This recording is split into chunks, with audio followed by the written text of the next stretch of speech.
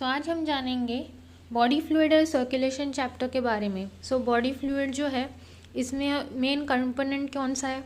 Blood. So blood क्या है? Connective tissue में होता है। इसका मेन ये किस चीज़ से बनता है? प्लाज्मा 55%, ये जो कि येलो कलर का लिक्विड पार्ट है। 90 to 92% वाटर से बना है, पानी से बना है। 7% प्रोटीन से बना है।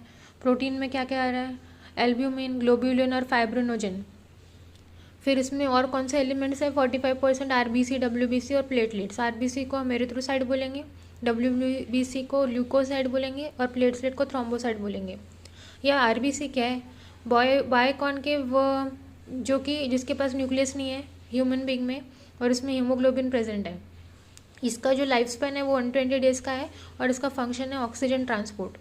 डब्ल्यूबीसी जो है ये इम्यूनिटी प्रोवाइड करती है। इसके दो टाइप्स है, ग्रैनुलोसाइट और ए ग्रैनुलोसाइट। सो ग्रैनुलोसाइट जो है ये न्यूट्रोफिल, इओसिनोफिल और बेसोफिल से बनता है, और ए ग्रैनुलोसाइट मोनोसाइट और लिम्फोसाइट से बनता है।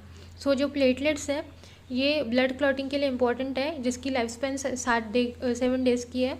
और लिम्फेटिक फ्लूइड होता है लिम्फ में। सो ये प्लाज्मा से फिल्टर होकर निकलता है, और ऑक्सीजन कम और डब्ल्यूबीसी ज़्यादा होने की वजह से यहाँ पे होता है। फिर इम्यून रिस्पॉन्सेस में काम आता है, इसका बहुत इंपॉर्टेंट रोल है। फिर ब्लड ग्रुप अलग अलग टाइप के होते हैं, इसमें दो सिस्टम है, AB और RH फैक्टर।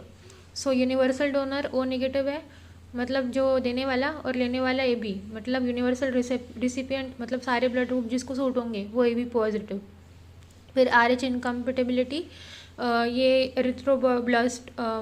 ब्लास्टोसिस फेटल नाम का एक ये है जिसमें RH इनकम्पेटिबिलिटी टॉपिक है, जिसमें RH इनकम्पेटिबिलिटी के बारे में बताया गया है।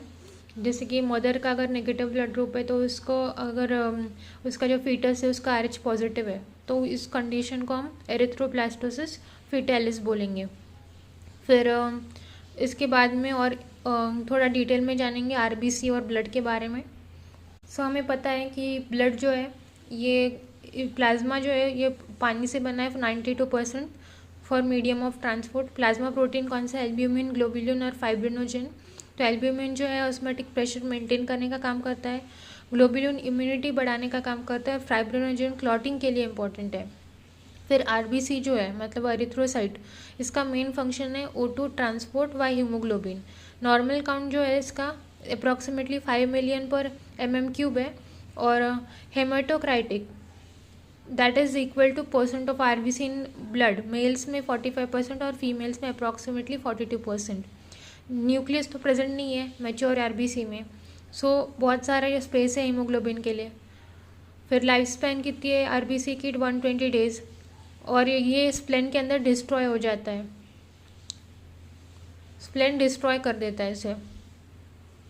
फिर डब्ल्यूबीसी जो है इसे हम ल्यूकोसाइट्स बोलते हैं, ये डिफेंस सेल की तरह काम करता है। इसकी नंबर बहुत कम होती है डब्ल्यूबीसी की, 5000 अप्रॉक्सीमेटली टू 10,000 पर mm³। फिर ग्रैनुलोसाइट्स जो होती है वो कौन सी है? Neutrophil, eosinophil, basophil. इसकी लाइफ स्पैन बहुत शॉर्ट होती है, कम होती है, शॉर्ट लिव्ड लाइफ स्पैन होती है, और इसकी इननेट इम्यूनिटी होती है, मतलब वो इम्यूनिटी जो बर्थ से हमारे पास है उसे हम इननेट इम्यूनिटी बोलते हैं। फिर ए ग्रैनुलोसाइट कौन से है? लिम्फोसाइट और मोनोसाइट। ये एडेप्टिव इम्यूनिटी है, मतलब वो मतलब एक इंसान के पैदा होने के बाद में जो भी डिजीज़ आती है उसको उसके खिलाफ लड़ने के लिए जो इम्यूनिटी पैदा होती है हमारे अंदर उससे बोलते हैं एडेप्टिव इम्यूनिटी। फिर प्लेटलेट्स कौन सी है? थ्रोम्बोसाइट्स। थ्रोम्बोसाइट्स को हम प्लेटलेट्स बोलेंगे, जो कि स्मॉल फ्रेगमेंट है जो कि मेगा कैरियोसाइट से बनती है। फिर ब्लड क्लॉटिंग में ये काम करते हैं वाई थ्रोम्बिन और फाइब्रिन के थ्रू। फिर हार्ट की एनाटॉमी में बेसिक स्ट्रक्चर 4 चेम्बर है, right atrial, left atrial, right ventricle, left ventricle. उसमें वॉल्स है, ट्राइकस्पिड और बाइकस्पिड वॉल्स है। तो ट्राइकस्पिड वॉल्स उसमें क्या होता है? राइट एट्रियम से राइट वेंट्रिकल में फ्लो होगा, और लेफ्ट एट्रियम से left ventricle bicuspid. Semilunar wall कौन सी है? एओर्टिक और पल्मोनरी। डबल सर्कुलेशन में इंपॉर्टेंट पॉइंट्स कौन से हैं? पल्मोनरी सर्कुलेशन और सिस्टमिक सर्कुलेशन। पल्मोनरी कहाँ से होगा? राइट वेंट्रिकल से लंग, लंग से लेफ्ट एट्रियम, और सिस्टमिक सर्कुलेशन लेफ्ट वेंट्रिकल से ब्लड और वहाँ से राइट एट्रियम। हाई ऑक्सीजन का सप्लाई होता है टिश्यू में, और इफ़िशियंट है वेस्ट रिमूवल के लिए। फिर कार्डियक साइकिल इम्पॉर्टेंट है। कार्डियक साइकिल में क्या है, एक साइकिल हो रही है जो कि 0.8 सेकेंड की है, जिसमें 3 फेज़ है, एट्रियल सिस्टोलिक, वेंट्रिकुलर सिस्टोलिक और डायस्टोलिक। सो एट्रियल सिस्टोलिक कितना है, उसका जो टाइमिंग है एट्रियल सिस्टोलिक वो अप्रॉक्सीमेटली 0.1 सेकेंड्स है, जो कि ब्लड में मूव करता है to the ventricle. Ventricular systolic कितना है, अप्रॉक्सीमेटली 0.3 सेकेंड्स, जो कि ब्लड पंप करता है to the aorta and the pulmonary artery. Then diastolic का अप्रॉक्सीमेटली कितना टाइम है, 0.4 सेकेंड, जो कि हेल्प करता है रिलैक्सेशन के लिए। फिर हार्ट के 2 साउंड्स हैं। पहला जो है वो एवी वॉल्व क्लोजर की वजह से होता है, जिसे हम लब बोलेंगे, और जो सेमिनुलर वॉल्व क्लोजर के वजह से जो साउंड तैयार होती है, प्रोड्यूस होती है, उसे हम डब बोलेंगे। सो ये diastolic phase in coronary blood flow में इम्पॉर्टेंट है, और हार्ट खुद ब्लड डायस्टोलिक में लेके आता है। फिर conducting system of heart, auto rhythmicity बोलते हैं इसे। हार्ट बीट खुद से करता है, जैसे एसए नोड पे डिपेंड करता है। एसए नोड क्या है, पेस मेकर, अप्रॉक्सीमेटली 70 to 80, और एवी नोड डिले सिग्नलिंग करता है 0.1 seconds. Bundle of His which give rise to the Purkinje fibre spread signal fast to the ventricles. जैसे आयन चैनल्स प्रेजेंट रहते हैं इसमें, सोडियम, कैल्शियम, पोटेशियम, ये important role play करते हैं एक्शन पोटेंशियल के लिए। फिर ईसीजी क्या है, इलेक्ट्रोकार्डियोग्राम। ईसीजी क्या शो करता है, इलेक्ट्रिकल एक्टिविटी शो करता है, और खुद से कॉन्टैक्ट नहीं करता। इसमें 3 टाइप की वेव्स है, पी वेव, क्यूआरएस वेव और टी वेव। सो पी वेव का क्या काम है, एट्रियल डीपोलराइजेशन। क्यूआरएस का क्या काम है, वेंट्रिकुलर डीपोलराइजेशन, और टी वेव का वेंट्रिकुलर रीपोलराइजेशन। तो clinical conditions like heart attack, MI, फिर ये हम ईसीजी के थ्रू, पैटर्न्स के थ्रू देख सकते हैं।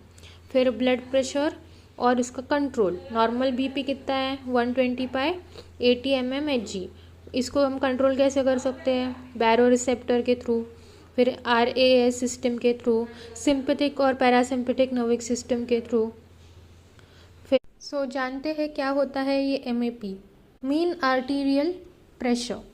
So this mean arterial pressure मतलब पूरी कार्डियक साइकिल के दौरान आर्टरीज में ब्लड का एवरेज प्रेशर, जो ऑर्गन तक ब्लड पहुंचाने के लिए इम्पॉर्टेंट है, और ये प्रेशर टिश्यूज़ को ऑक्सीजन और न्यूट्रिशन देने के लिए इम्पॉर्टेंट है। So there is a formula for that, MAP is equal to diastolic BP plus 1/3 systolic blood pressure minus diastolic blood pressure.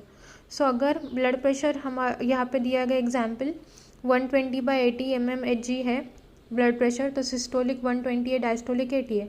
सो क्या करेंगे, 120 को माइनस करेंगे 80 से, तो हमें मिलेगा 40। सो MAP क्या होगा, 80 प्लस हम फार्मूला में उसे ऐड कर देंगे 1/3, फिर 40 मतलब पल्स प्रेशर को ऐड इसमें ब्रैकेट में डाल दिया। सो हमें मिला 80 प्लस 13.3, और इसे ऐड करने के बाद हमें आंसर मिलता है 93.3 mmHg। सो डायस्टोलिक इम्पॉर्टेंट क्यों है, क्योंकि कार्डियक साइकिल में diastolic that is relaxation time ज़्यादा होता है 2/3 टाइम्स, इसलिए डायस्टोलिक प्रेशर का कंट्रीब्यूशन मैप में ज़्यादा होता है। So normal map range 100, P value जो होती है वो 100 है, मीनिंग नॉर्मल ऑर्गन को प्रॉपर ब्लड मिलता है। फिर अगर वो ग्रेटर दैन 60 है तो ये एक डेंजर का सिंबल है, क्योंकि टिश्यूज़ को ऑक्सीजन नहीं मिल रहा, हाइपो परफ्यूजन हो गया। और अगर ग्रेटर दैन 110 है, 110 है, तो हाई बीपी या फिर ऑर्गन डैमेज का रिस्क हो सकता है। सो क्लिनिकल इम्पॉर्टेंस है, ब्रेन, किडनी और हार्ट, इन सबको कांस्टेंट ब्लड फ्लो चाहिए होता है, तो इसलिए डॉक्टर ICU में मैप मॉनिटर करते हैं। How we will learn this, MAP is equal to DPP plus 1/3 PP, that is where the pulse pressure is equal to SBP minus DBP.